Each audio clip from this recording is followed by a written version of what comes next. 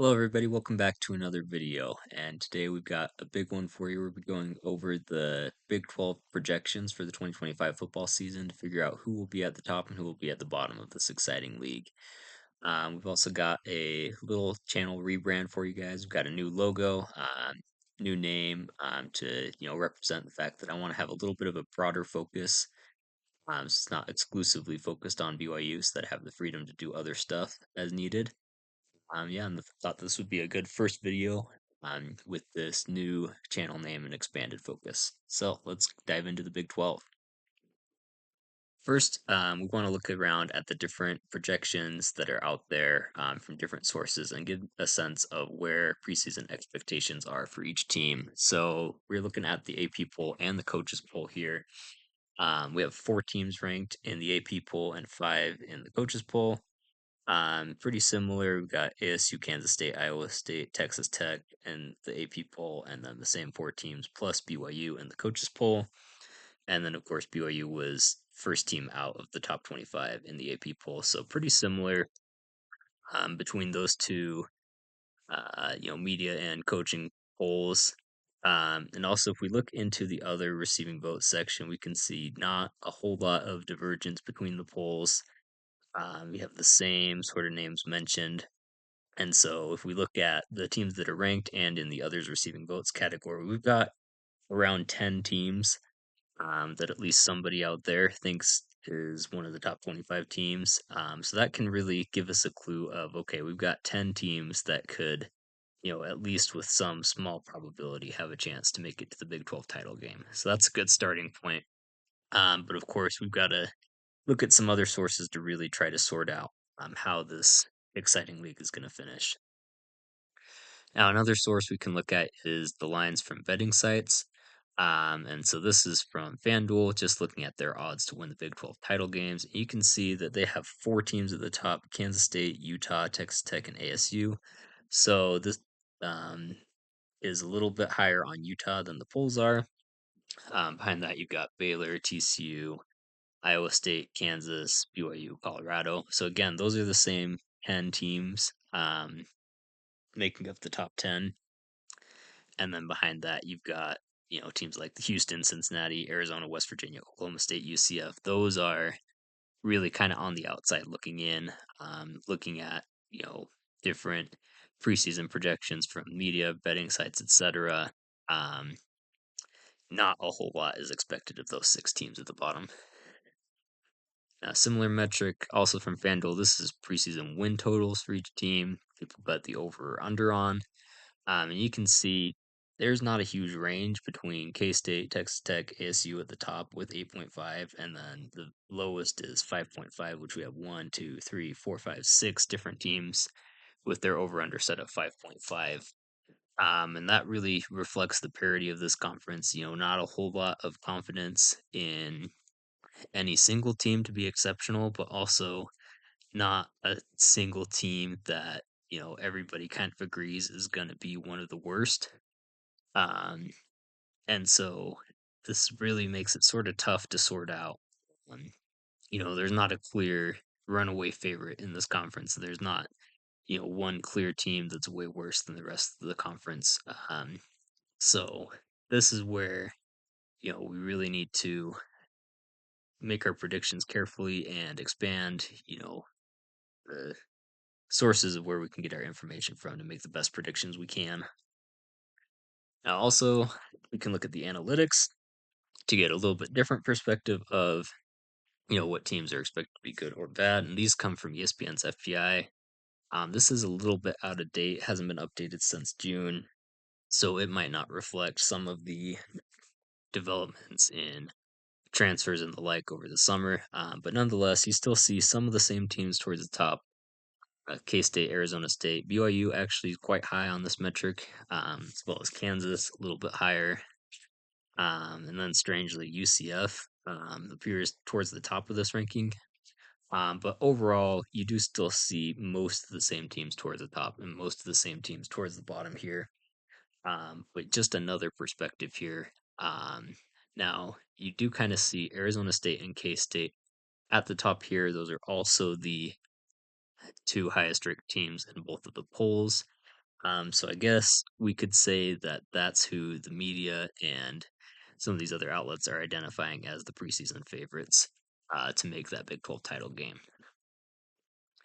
Now, finally, and this is maybe the most important factor is who has the easiest and hardest schedule. Talent and how good your team is in one thing, but it's a lot easier to win games when you have a weaker schedule. And so this is sorted with the teams with the easiest schedule at the top, that being Houston, BYU, and Arizona State. Obviously, you know, BYU, Arizona State, and Texas Tech will naturally have weaker conference strength schedule because they don't have to play. Arizona State doesn't have to play itself, who's going to be considered the best team in the conference, stuff like that. Um, but this is an important way we can try to identify where teams might separate from each other. If there's two teams that are, say, BYU and Utah, for example, that were similar level of talent and preseason expectations. They were 26 and 27 in the AP poll, but you can see Utah's schedule is much harder than BYU's, and so that could make it a little tougher for Utah to have the type of season that BYU might be capable of. So with all these metrics in mind, I think one thing that's clear is that we've got, a couple of distinct tiers that have started to form. And this is, just aggregating all the different sources we've looked at so far. Title contenders, Arizona State and Kansas State are clearly being considered title contenders for the conference by, multiple outside sources.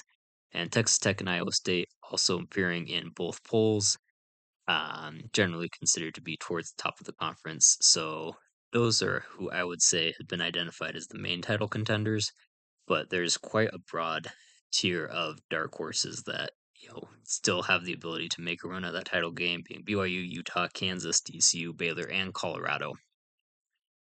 Beyond that, I would say that Cincinnati and Houston seem to be considered to be in that kind of decent tier of teams. Teams that expect to make a bowl game, but maybe not to really factor into the conference title race. And behind that, not much is being expected of Arizona, West Virginia, Oklahoma State, and UCF, by really anyone across the country.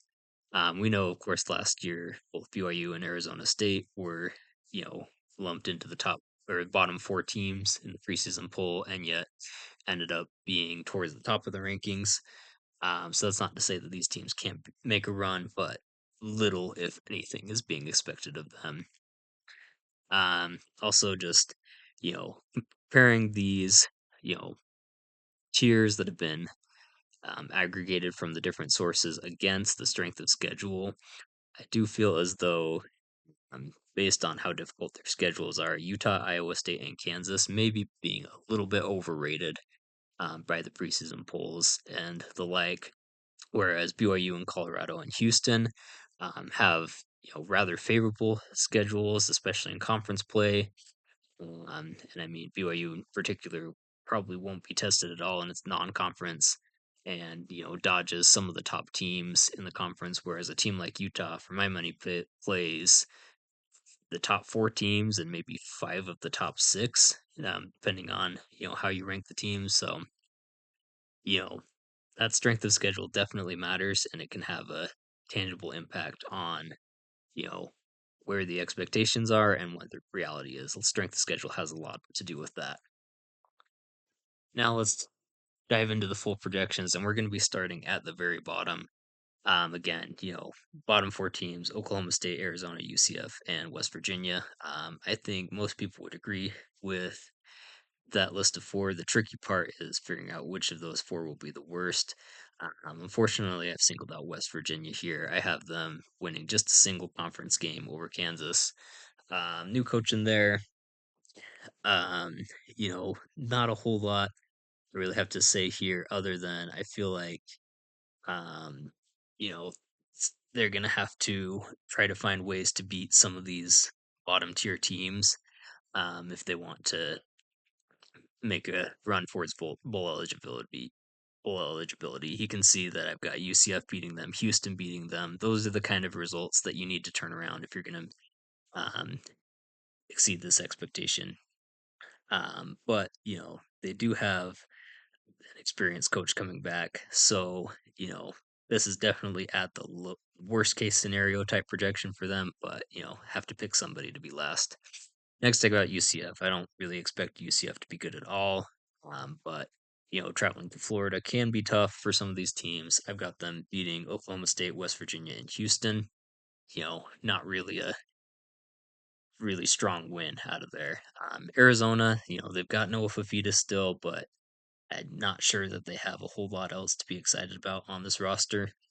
I think they're capable of beating Oklahoma State, Houston, and maybe Cincinnati, but that's about it. Now, Oklahoma State, last season really did not go how they expected whatsoever. But Mike Gundy's a good coach, and they should have more stability at the quarterback position hopefully this year.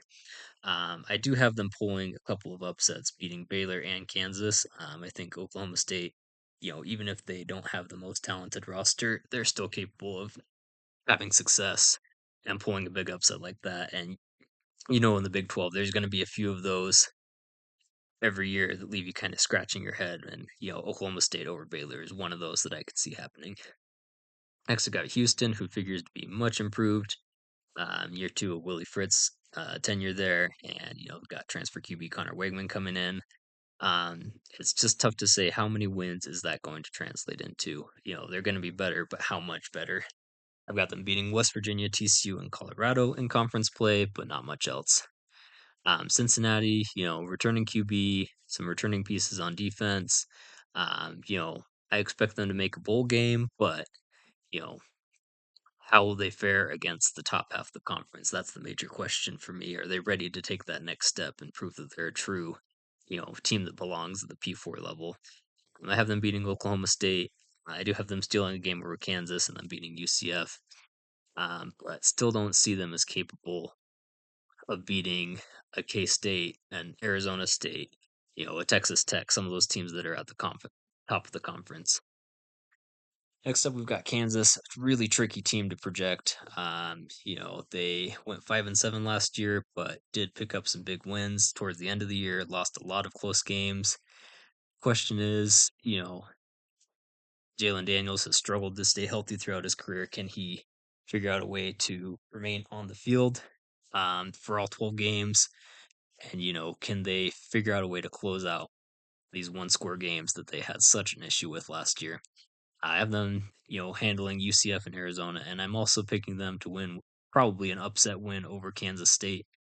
We know strange things happen in rivalry games, and that's an opportunity for another one of those classic Big 12 upsets, I think.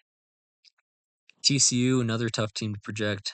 Josh Hoover returns, figures to be one of the top quarterbacks in the league, but I still have them dropping a couple games to a team like Houston and then Baylor, Colorado, and Kansas State. Um, you know, Another volatile team. They have the ability to hang with some of the top teams in the conference, but also have the ability to lose to some of the lesser teams like a Houston. Just depending on how the ball bounces that day. And yeah, now that we're getting into where they have winning conference records, I'm just keeping track of the losses instead of the wins at this point. But yeah, let's take a look at the top 8 now, and we'll start at the bottom. I've got Colorado. I think that even though they lose, obviously they're two superstar pieces. There's still some things to like about this roster and this coaching staff. They figure still be able to score a lot of points. Question is, can they play good defense without Travis Hunter, and can they figure out a way to get more balance in their offense and establish a real running game? I have them winning some big games, but I do have them losing to Utah, Houston, Arizona, and Kansas State. Next, I've got Utah, and again, as we've talked about previously, this is a tough schedule that they're facing. They play Arizona State, Baylor, Kansas State, and Texas Tech, who I have as the top 4 teams in this projection. I have them dropping, 3 of those games, and then also taking a road loss to BYU. And then next up is BYU, also with the same record. I have them losing some of their 2 toughest games at Texas Tech and Iowa State. I think that's a lot for to expect BYU to win with potentially a true freshman quarterback. starting in those hostile road environments. Also having them for similar reasons, dropping one to Colorado on the road. That'd be the first true road test for whoever the starter is going to be. And I just don't know, you know, that early in the season if, you're going to be able to play a clean football game in your first hostile test like that. I also don't think that they'll quite go undefeated at home. I have them dropping one to TCU. Next up, we've got Iowa State. I have them losing week 0 to Kansas State in Ireland, and then dropping one to Arizona State as well. They did not look competitive against ASU in the title game last year, and I don't think that they've done enough to change that. Colorado and TCU, I also think might give them some trouble. Next, we've got Texas Tech. Also a team that plays some of the better teams in the conference. I have them dropping games to K State and Arizona State, as well as taking a loss to Utah earlier in the season. And now we're getting towards the top. I've got Kansas State with a really strong season, finishing 10-2, 7-2, but dropping that rivalry game to Kansas and also one to Baylor. And then Baylor, I've got finishing 10-2 and overcoming that early loss to Oklahoma State, and winning out except for a loss to Arizona State. And finally, I got Arizona State. I do not quite think that they'll go undefeated. The tricky part is trying to predict which team's going to get the best of them. I went with a little bit of a wild card, saying that they'll drop one to TCU early in the season, but then be able to regroup and win out from there. So that would set up a rematch of Arizona State versus Baylor in the Big 12 title game. I'd give Baylor the edge in that one. For my money, Sawyer Robertson is the best quarterback in the Big 12, returning quarterback. And, I think that they really figured things out in the second half of the season last year and maybe one of the hottest teams in football coming in this year. So that's what I had for my Big 12 projections this year.